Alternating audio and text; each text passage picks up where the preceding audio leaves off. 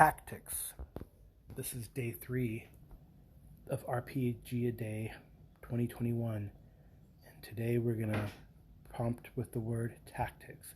When I think of tactics, I think of military-style games, and the military-style game that is in the front of my mind now is Twilight 2000 and the 4th edition of the game by Free League Games, Free League Press, Free League, however you pronounce it. They've also made Mutant Year Zero, Coriolis, Vossen, Tales from the Loop, and they use nominally the Mutant Year Zero engine, which is a pool of d6s. Twilight 2000, as I've mentioned, is a little different. It uses 2 dice, which represent either a d6 or to a d12 in competency, and you roll those 2 dice and try to get above a 6 still.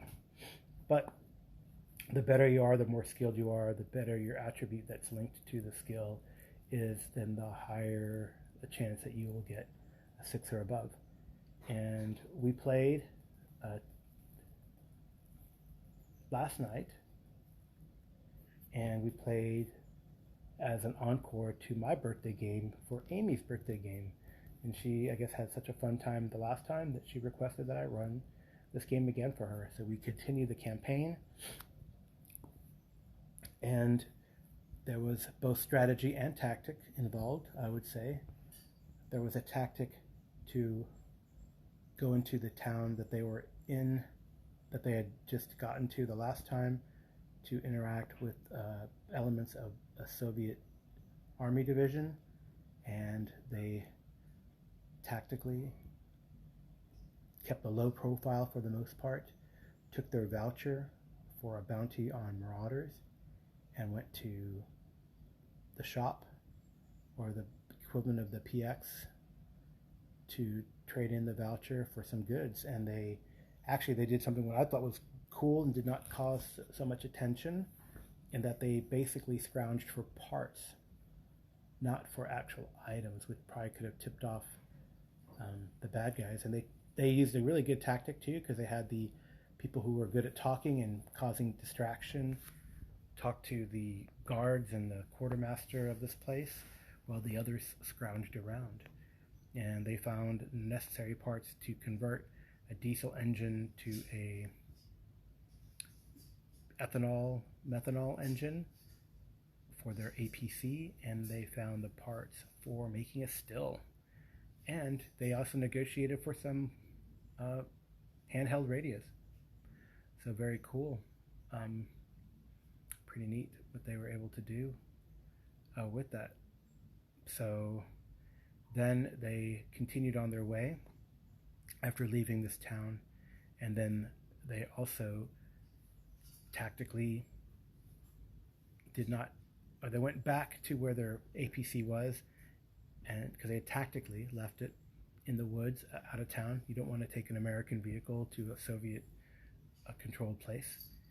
So they tactically went around the town and drove to a place that was out of the way and in the woods, and then had their people start building the still and converting the engine, which was kind of neat.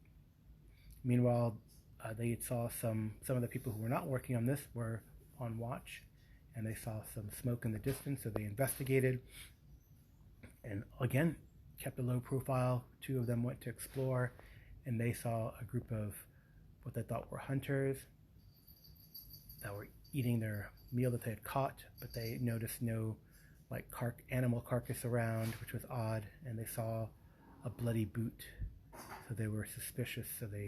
But only 2 of them against more, 6 of them. Then they pulled back, and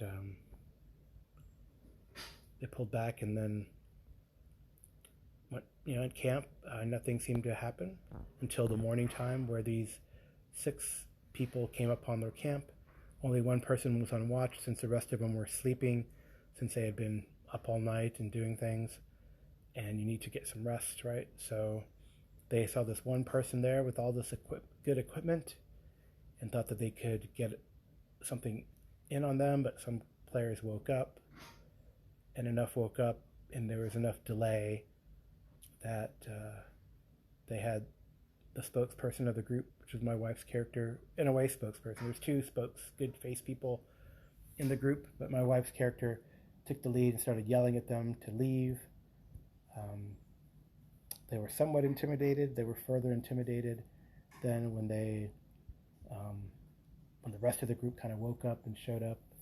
And still the machine gun trained on them from Ronson, the machine gunner, who was the guy who was on watch, and missed hearing them come into the camp, but of course they presented themselves instead of total ambush, not being the smartest tactically, but hey, that's kind of what happened.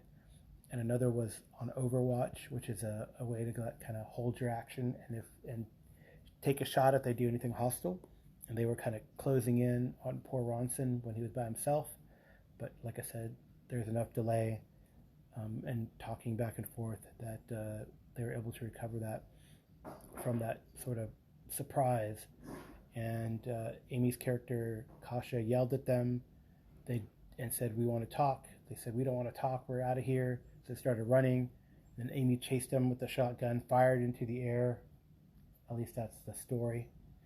But then hearing the gunshot, Ronson wanted to get some, because that's kind of his tagline, opened fire with his 50 cal and took 2 down. There was a brief chase through the woods where Amy's character, Kasha, chased and shot, and then her buddy Jonesy chased with her and shot his pistol. The machine gun opened up again to fire at these guys. Of course, a lot of noise. Poor Jason's character, his rifle jammed as he was trying to help. Oh well. And then they took them all out and captured one. So it was a brief and quick combat. It was a good tactic to delay as best they could with Ronson on watch. And then, I don't know, probably wasn't the best of tactics to chase them through the woods, but it was a supremely good tactic to open fire with the 50 cal and mow these hunter, probably cannibals, down. Of course, now they got to pick up. They probably wanted to have stayed there a little longer to completely distill some ethanol for fuel, but they're going to have to pick that up after this first shift and take off, because they don't know if there will be more of these people coming or in the woods or what have you, and where are they from. Well, that's the tale for the next time. But there you go. Tactic. Twilight 2000 4th edition definitely makes you rely heavily on tactics, because combat is lethal. Very lethal. It's seriously, looking at the quote-unquote hit points of all the participants, they have 4 or 5. A pistol does like 2 to 3 points of damage, so 2 good shots with a 9mm, that is. The bigger pistols do more damage, and then a 50 cal does a base of like 4 damage, and then you add hits to do extra damage. That's going to kill most anyone, even if they're wearing armor, if you get a good roll. And Arlen Walker, who plays Ronson, the machine gunner, got some good rolls.